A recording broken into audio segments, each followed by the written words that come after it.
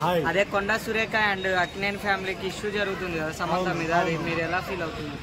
Actual ఒకటి భయ్య, Konda Surekha she a politician. So politician కాబట్టి ఎప్పుడైనా సరే ఫిలిం ఇండస్ట్రీ వాళ్ళని ఇక్కడ లాగొద్దు. ఎందుకంటే ఏమైనా ఎవిడెన్స్ ఉంటే she should go as per the legality పరంగా వెళ్ళాలి. బట్ ఇట్లా అందరి ముంగట అనడం మాత్రం నిజంగా చాలా పెద్ద తప్పు. Because she is a politician, she should focus on the people's problem. ప్రజల యొక్క సమస్యలు ఏమున్నాయి, వాళ్ళు ఇచ్చిన హామీలు ఏంటి, దీనిపైన ఎక్కువ చర్చ జరగాలి. ఇంకా ఇంతకుముందు వచ్చిన గవర్నమెంట్ కానీ ఏమైనా పాలసీస్ కరెక్ట్గా ఇంప్లిమెంట్ చేసిందా లేదా అని దానిపైన ఎంతెంత బడ్జెట్ కేటాయించారు దీనిపైన చర్చ జరగాలి. కానీ అపోజిషన్ వాళ్ళకి రాగానే అట్లా క్రిటిసైజ్ చేయడం తప్పు. ఎందుకంటే నేను కూడా కాంగ్రెస్కే సపోర్ట్ చేస్తా, కాకపోతే ఇలాంటి నేను ఖచ్చితంగా ఖండిస్తా. So this is not right way. అంటే బ్రో ఇప్పుడు ఏమైందంటే, ఇప్పుడు ఆమె ఒక పదవిలో ఉంది కదా, ఒక పెద్ద అధికారంలో ఉంది.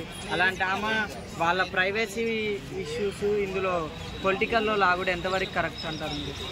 అది ఒకటండి, ప్రతి వ్యక్తికి స్వేచ్ఛగా స్వాతంత్రం ఉంటుంది. Everybody has a freedom, right to speak. But right to speak ఉన్నంత మాత్రాన ప్రతి వేరే వాళ్ళ గురించి వ్యక్తిగతంగా అందరి ముంగట చెప్పడం చాలా పెద్ద తప్పు. అదే ఇప్పుడు సమంతకు కానీ ఇంకా అక్కినేని ఫ్యామిలీకి కానీ వాళ్ళ రెండు ఫ్యామిలీకి ఒక మచ్చ అయితే పడ్డది కదా, దాన్ని ఎలా చెరుపుతారు? అంటే ఒకటి ఇలాంటి ఖచ్చితంగా ఇంకొకసారి జరగొద్దని చెప్పి government should take serious actions on this. ఎందుకంటే ఇలాంటి మనకు మాట్లాడే స్వేచ్ఛ ఉంది కాబట్టి అని చెప్పి ఎవరిపైన అంటే వాళ్ళపైన మాట్లాడొద్దు, మరి తప్పుగా మరి అంత చెప్పొద్దు సినిమా వాళ్ళని. మరి పొలిటికల్గా ఏమంటే మీరు కొట్లాడుకోండి, కానీ వేరే వాళ్ళని లాగొద్దు ఇంట్లోకి.